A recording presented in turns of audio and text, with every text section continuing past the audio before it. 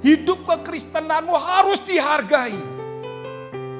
Bukan dengan apa yang ditampilkan kepada banyak orang.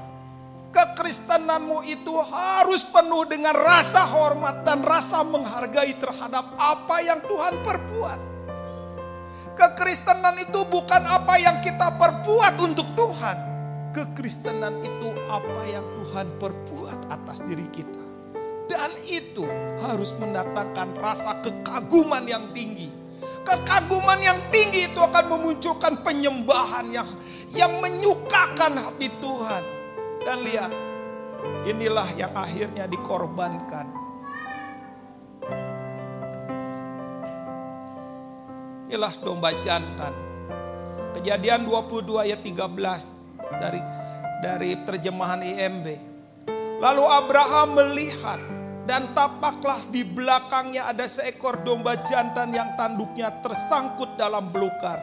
Maka pergilah Abraham dan mengambil domba jantan itu. Lalu ia mempersembahkannya sebagai persembahan bakaran pengganti anaknya. Inilah pemberian yang sangat besar. Tuhan mengganti kita di kayu salib. Tuhan membayar hutang dosa kita. Tuhan melunaskannya.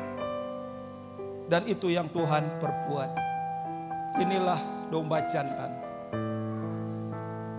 yang menjadi pengganti. Itulah korban yang sangat besar. Yohanes 1 ayat 1 dari IMB. Pada mulanya adalah firman. Firman itu bersama Elohim. Dan firman itu adalah Elohim. Ini adalah pemberian yang sangat besar. Tuhan menyerahkan anaknya. Firman itu menjadi daging. Firman itu menjadi manusia dengan satu tujuan yang jelas. Bukan menjadi manusia yang hidup normal. Tetapi menjadi manusia yang hidup dengan penuh kemurnian. Penuh pengabdian, hidup hanya untuk satu, naik ke kayu salib. Kalau hari itu tidak ada Yudas Iskariot yang menjual Yesus, Yesus tetap naik ke kayu salib. Kalau hari itu tidak ada orang Romawi satupun yang menangkapnya dan menyalibkannya, Yesus juga tetap akan naik ke kayu salib.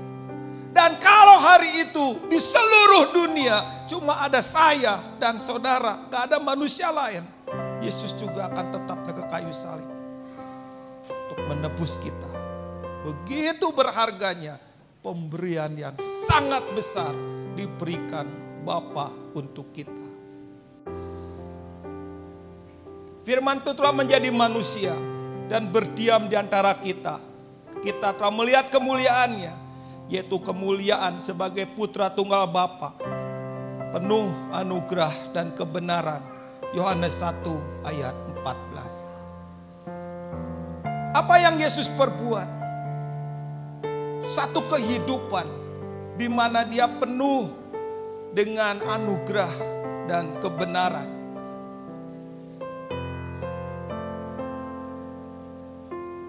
Yohanes 3 ayat 16 dari ayat dan terjemahan IMB.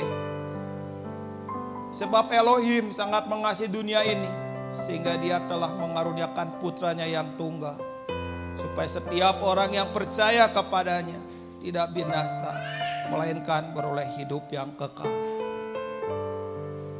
Pemberian yang sangat besar. Apakah kita mau menyia-nyiakan hidup kita? Apakah kita mau hidup untuk diri kita sendiri? Apakah kita hanya mikirin diri sendiri, sibuk hanya untuk diri sendiri, mengejar kesukaan, mengejar kesenangan, mengejar kenyamanan. Sementara Bapa Surgawi telah memberikan anaknya yang tunggal sebagai korban pengganti hidup kita. Efesus 2 ayat 4 dan 5 dari firman Allah yang hidup dikatakan, tetapi Allah yang kaya dengan rahmat, Ia sangat mengasihi kita, sehingga walaupun kita mati secara rohani dan binasa karena dosa kita, Ia mengembalikan hidup kita pada waktu Ia membangkitkan Kristus dari antara orang mati. Kita diselamatkan hanya karena kasih karunia-Nya yang tidak patut kita terima. Kita dihidupkan, kita mengalami Tuhan, kita menerima pemberian yang sangat besar.